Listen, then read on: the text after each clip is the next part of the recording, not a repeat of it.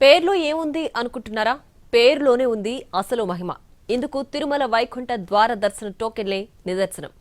ఈ డిప్ విధానంలో సర్వదర్శనం భక్తులకు కేటాయించిన టికెట్లు 4 పేర్లు ఉన్నవారికే ఎక్కువగా వచ్చాయి. ఇంతకీ ఆ విశేషాలేంటో ఒకసారి చూద్దాం. కలియుగ ప్రత్యక్ష దైవమైన తిరుమల శ్రీవారి ఆలయంలో ఈ ఏడాది డిసెంబర్ 30 నుంచి జనవరి 8 వరకు భక్తులను వైకుంఠ ద్వార దర్శనానికి అనుమతించనుంది టీటీడీ. 10 రోజుల పాటు ఆర్జిత సేవలతో పాటు ప్రత్యేక దర్శనాలను రద్దు చేసింది.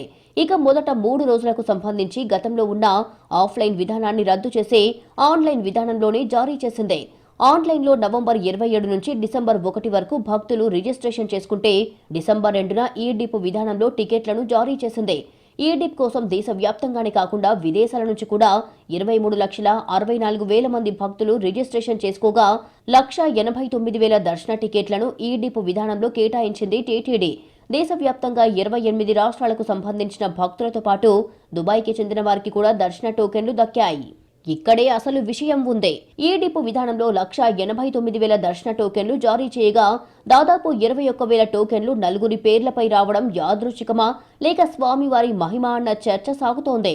4 పేర్లు అంటే నలుగురు వ్యక్తులు కాదు, వివిధ ప్రాంతాల్లో ఉన్న 4 పేర్ల గల 21,000 మందికి పైగా భక్తులకు వైకుంఠ ద్వార దర్శన టోకెన్లు దక్కాయి.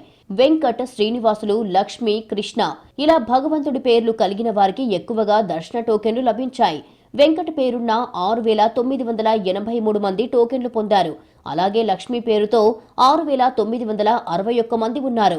ఇక కృష్ణ పేరుతో 4,600 మంది, శ్రీనివాసుల పేరుతో 3,320 మంది భక్తులు టోకెన్లు పొందిన వారిలో ఉన్నారు.